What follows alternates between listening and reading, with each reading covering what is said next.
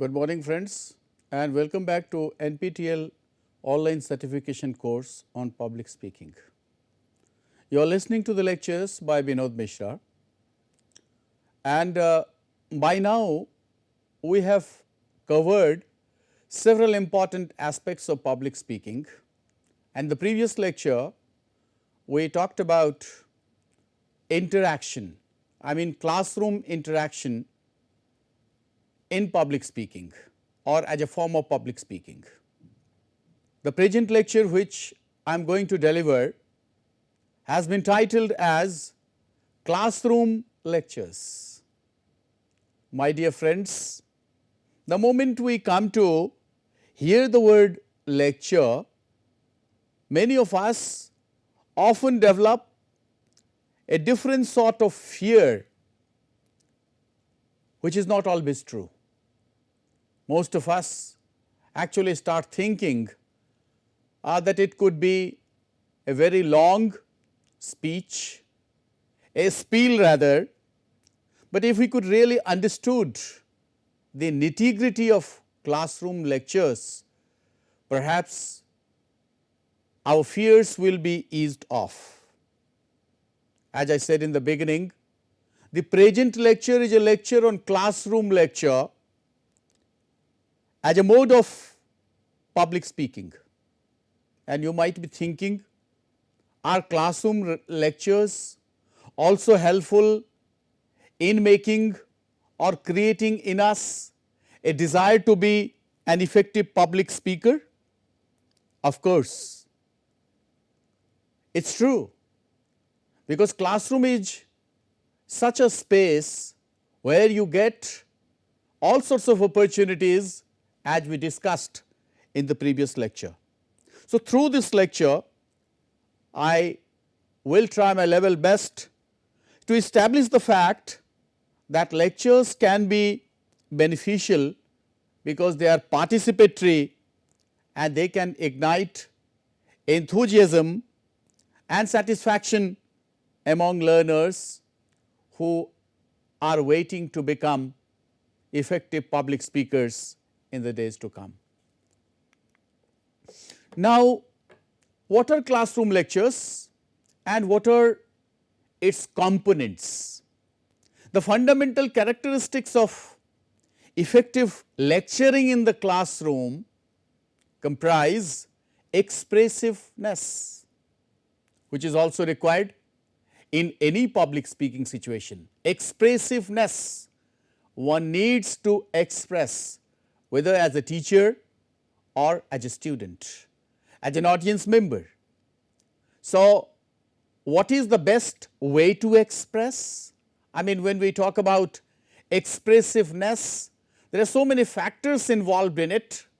How to express, what thing to express, which way to express, which manner to express in, and it actually answers several queries as to what sort of audience you have, what do they expect, what are their needs, do we really respond to their needs as speakers, as teachers.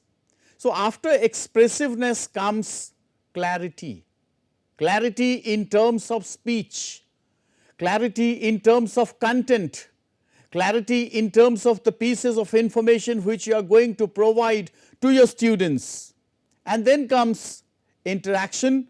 We have already talked a lot about interaction, especially classroom interaction in the previous lecture, where we saw how there has to be a sort of democracy, there also should be a sort of equality, there should be a sort of participation, and both the parties, both as a speaker as well as listeners or audience members, they should actually have a sort of rapport in order that the common purpose of interaction or speech could go further. And then comes inclusiveness.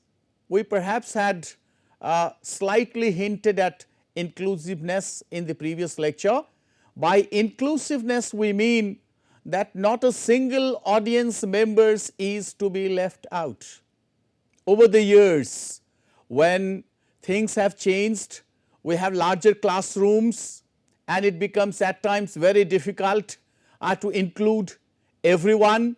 But then even though it may appear difficult, it is not challenging and nor is it impossible.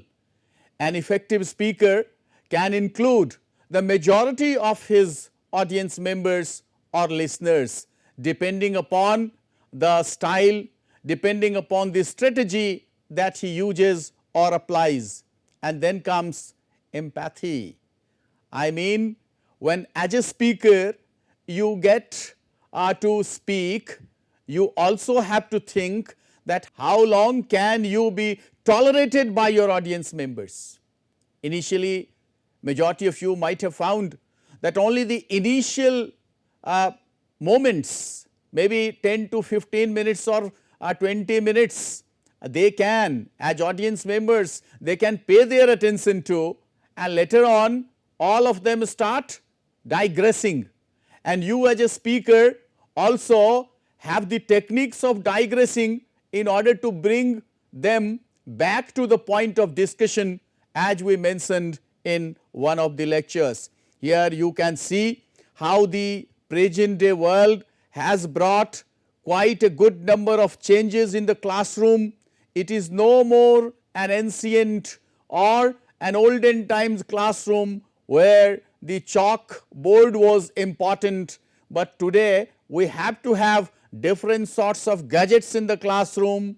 The seating arrangement is not like the previous ones where there were rows of students, but then there is actually a sort of different, sometimes it is oval shaped, sometimes it is a roundabout structure where the students are made to sit in a fashion that they can concentrate on what the teacher says, and the teacher has to his or her facility a mouse at times, a pointer at times, and then the screen at times, and then also the blackboard. So, all these actually have made the task of classroom lectures quite different, innovative as well as interesting. Now, if you really want to develop public speaking and also through classroom lectures, first as a teacher you need to practice certain precautionary measures. What are these measures? The very first thing is, I am actually speaking in today's context because things have already changed. The very first task that a speaker as a teacher has to do is make a prior visit to the classroom.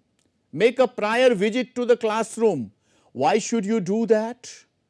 Most of the time when a teacher knows that his classes begin at a particular time, it is better that he goes to the classroom or he is near the classroom at least 5 minutes before.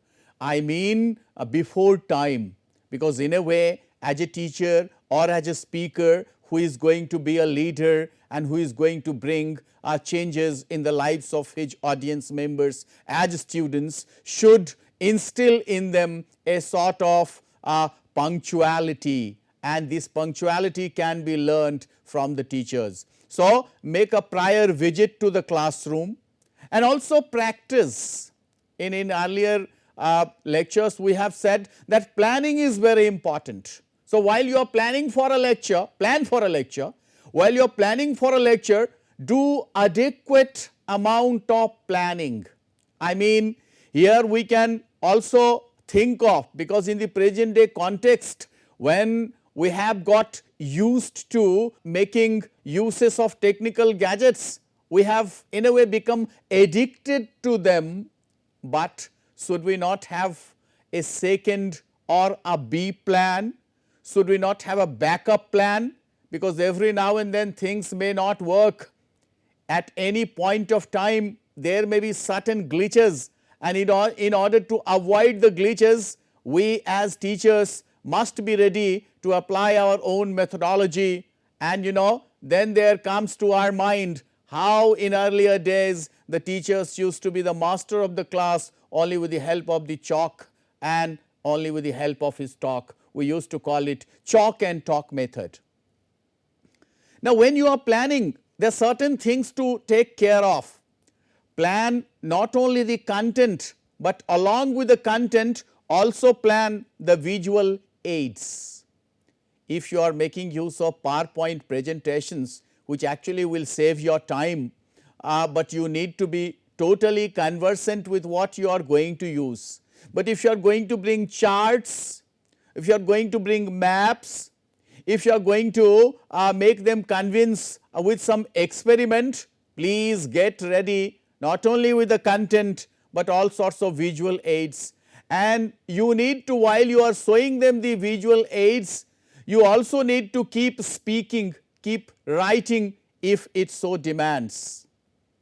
If you simply feel that you are teaching a subject of humanities or social sciences where you do not need to write too much, but you carry your notes, so make your speaking notes ready, make them clear, make them in such a fashion that when you reach the particular point or the thread of discussion, you should actually know how to refer in the midst of your talk.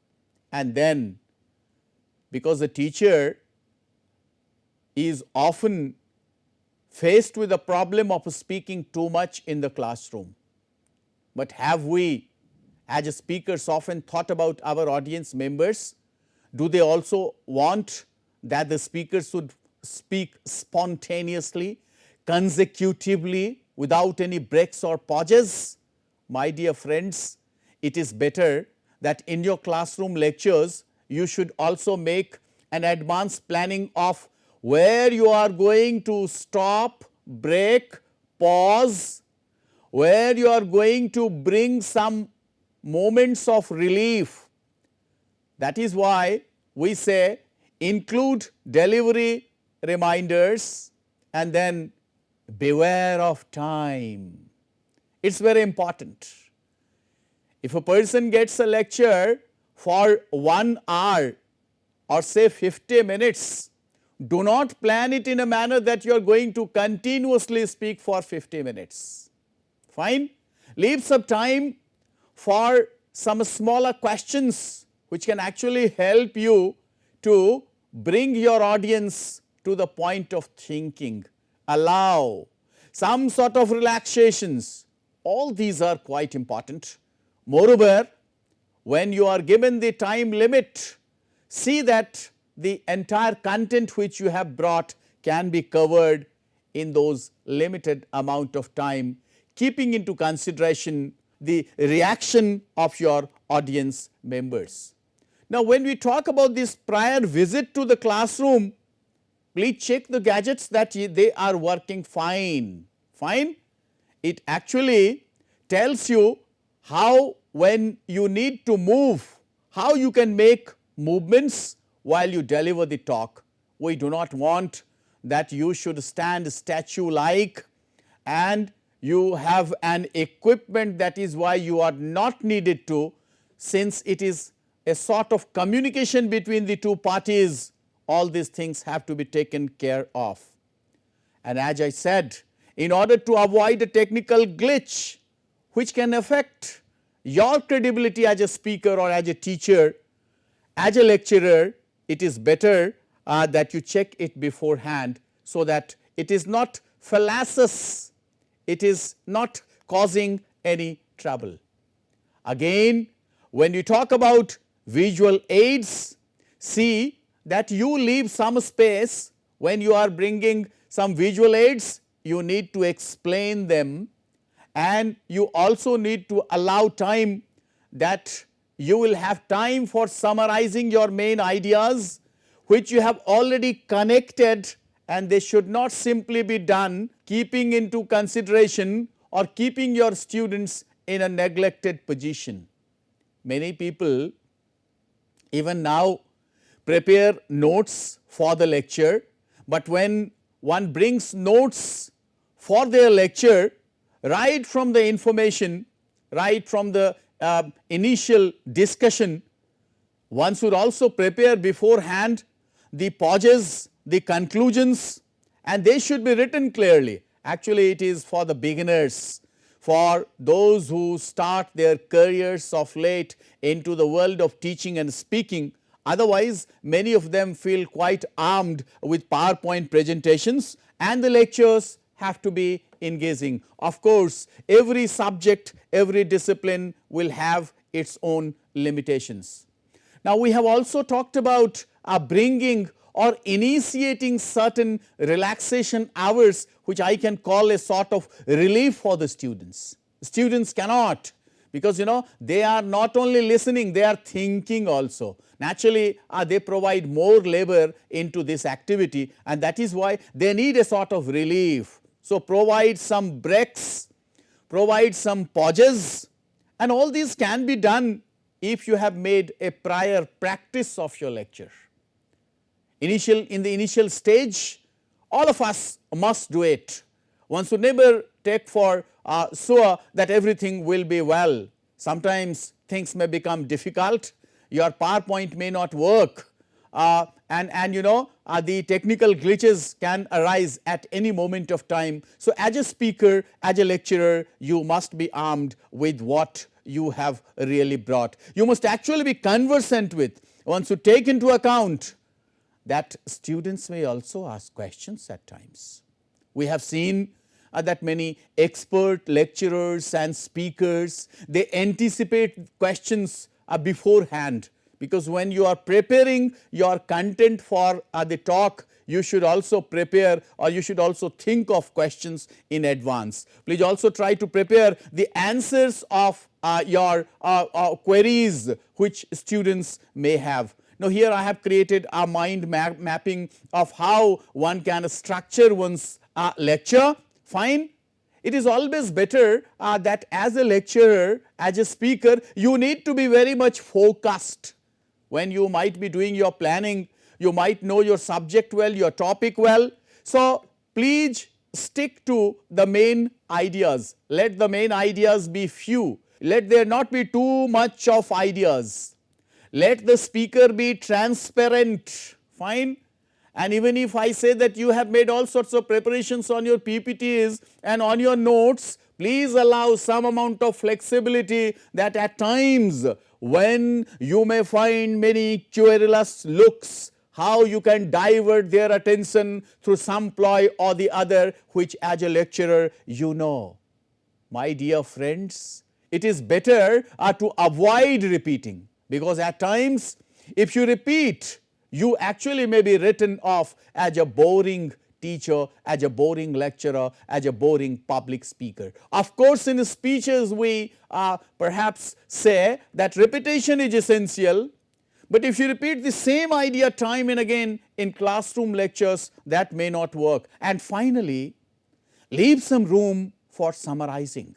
That is why you might have felt that at the end of every lecture, a teacher says that today we have discussed the nitty-gritty of classroom interaction, and we have also seen how there are several components that actually can help us become more confident, that can help us become more linguistically aware, and also become more curious as to how we can create a sort of rapport with the crowd. Now, when you talk about transparency, I mean, you should never think, you should never have a presumptuous idea about your students, that they know everything or they do not know everything. A connection with the previous lecture is a must. That is why in all these lectures you might have found that your teachers might be saying, in the previous lectures we discussed this. Why? The need is that we need to connect. They actually need to establish, which actually can be done by mentioning some of the key points of the previous lecture, and the end should actually be the sum and substance or the briefing for the next lecture along with the reminders. But then if you are also going to provide them some assignments, that also are very important. Now, you might be thinking that why I say that there should be fewer main ideas. Any lecture should not be flooded with several main ideas, because that will actually create a sort of deviation. The key points should be selected beforehand, and the lecture should revolve around those few main ideas. Do not bring so many ideas. Otherwise, you will not be able to bring a sort of coherence. Coherence is very important. Cohering your previous content with what you are going to say, and that can become a possibility only when you have fewer main ideas.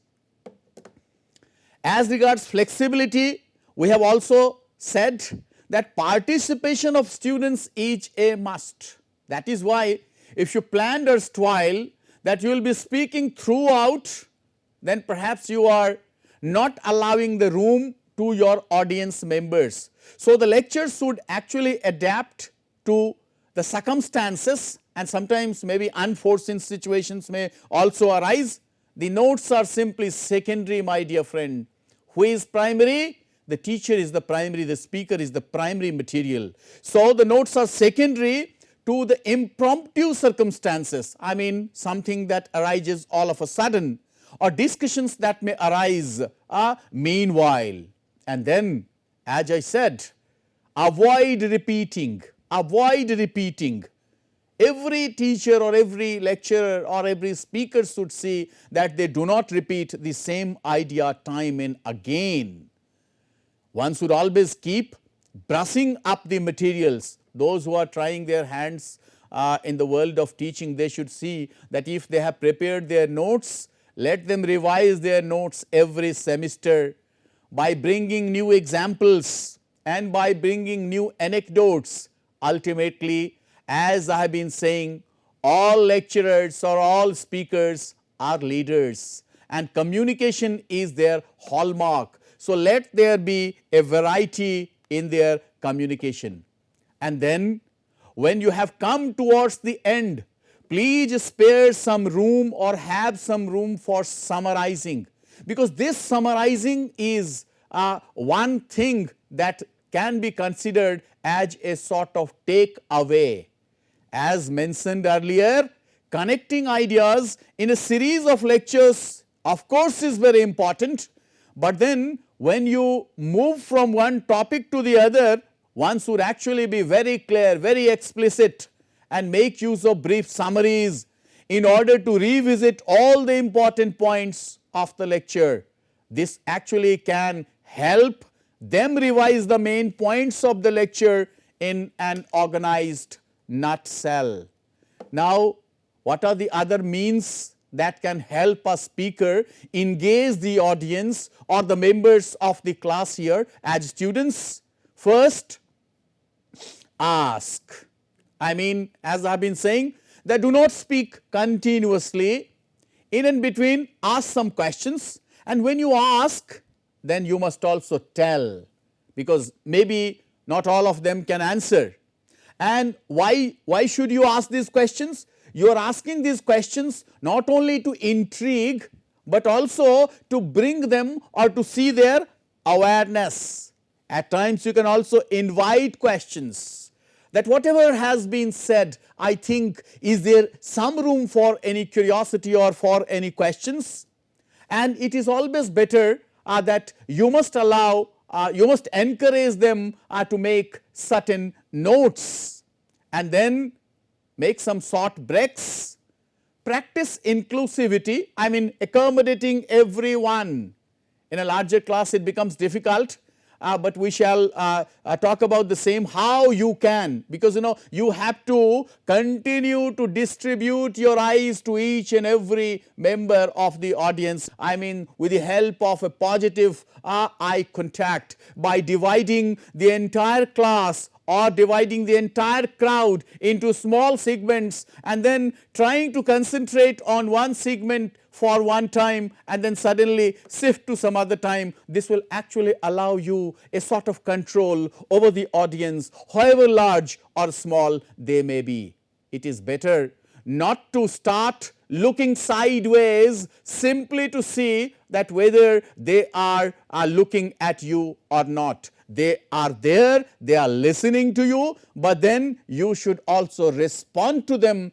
You should also pay a proper attention to them by distributing their eyes. Now here, as a teacher we are a presenter, as a teacher we are a communicator, As a teacher, you are actually a speaker. So now as a presenter, what you do? First is eye contact. We have already talked about credibility. And then it is better that you do not see at the back, rather you see at the front. I mean, and this actually gives you a better scope for having a sort of control. The tone may be conversational. It is not a speech, my dear friend. Classroom lecture is different from speech, where there is no much room for emotions the way you try to bring in several speeches. It is actually very formal, it is very informative, and that is why the tone needs to be conversational. It should be participatory, where your voice will become a weapon of enthusiasm, and you will be constantly checking with your students by putting small but not intimidating or threatening questions. As a teacher, you must also, as a lecturer, you must also practice a sort of locomotion, meaning thereby your movement. Fine? Your movement actually matters. In movement lies the rest, my dear friends. If you move, it doesn't mean that you are moving away. You are actually in a sort of coherence, and then that provides you a better opportunity. And another ingredient which is actually very important is that your speech ought to be very clear. Your articulation has to be very clear. You are not here going to be very fast or very slow, but whatever you are going to speak has to be at a reasonable speed, with a proper articulation, with a proper pronunciation. All these will actually end in creating a sort of positive rapport, which is actually the gist of all sorts of communication. Of course, things have changed over the years. We are actually in a world where we are having lectures, but then many of our lectures are technology enabled communication.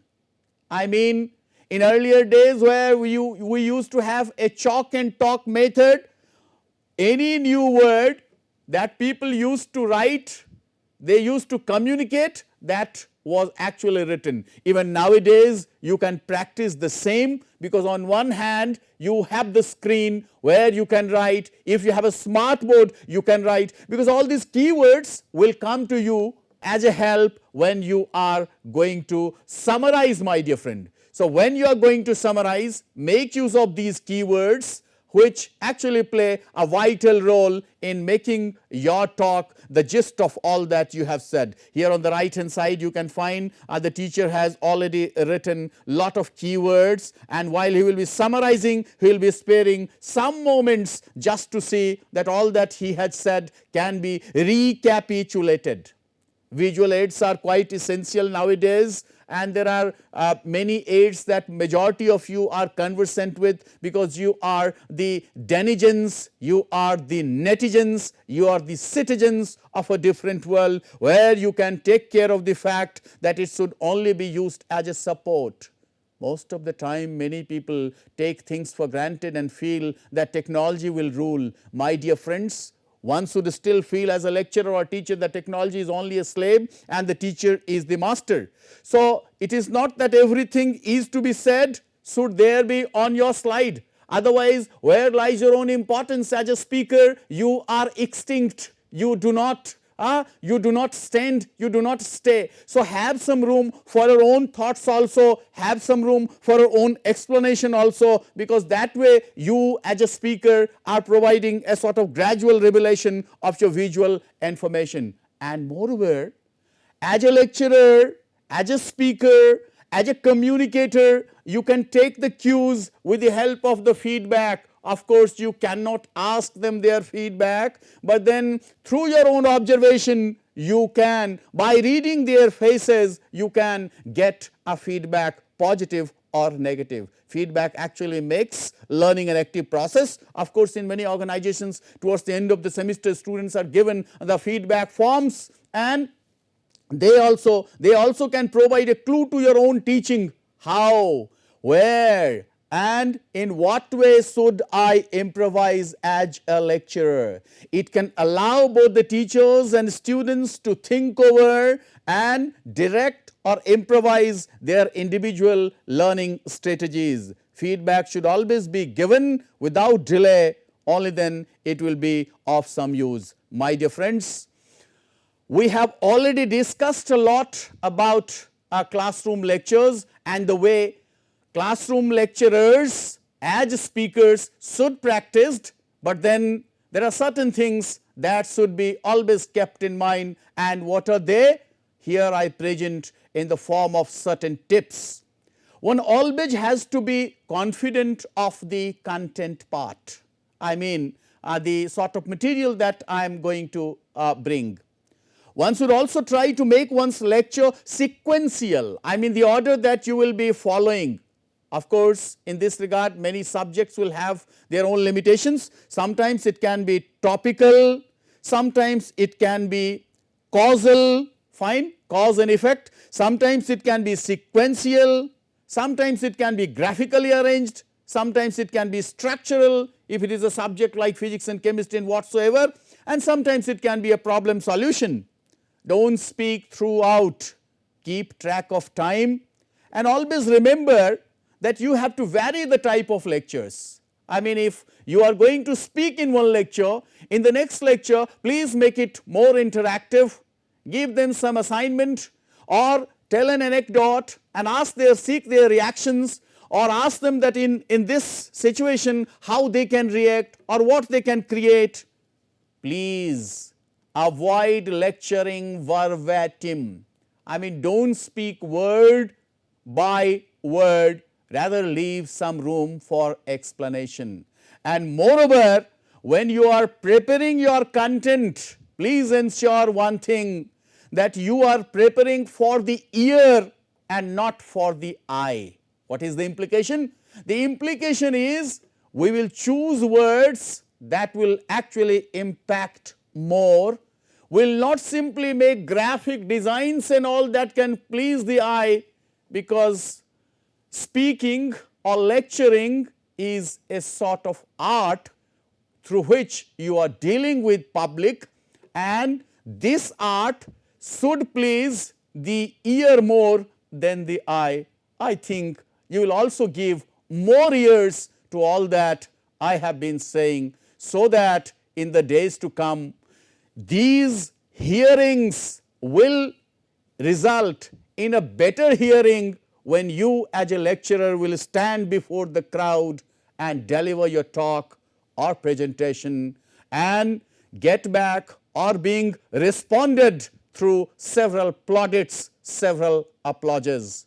My dear friends, nothing is impossible in today's world when you have lots of facilities at your own end, and one should always see to it that they are going to prepare themselves as future leaders, and these future leaders get prepared only in their alma mater. So before I end my talk, let me simply summarize by taking some lines from Abraham Lincoln, the famous president of USA, who says, "The philosophy of a schoolroom in one generation will be the philosophy of the government in the next." The meaning is, what you learn during your formative years is going to help in the formation of a new government in the nation, in the country.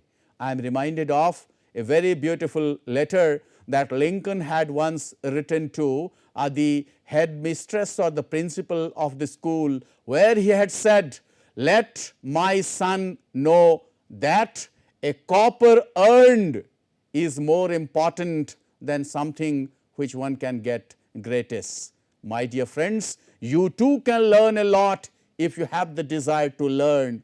Try to learn to earn the respect of the community at large, society at large, world at large. And with this, let me end this lecture and hope you are enjoying this lecture, and I do look forward to seeing you in the next lecture. Till then, thank you, goodbye, good night.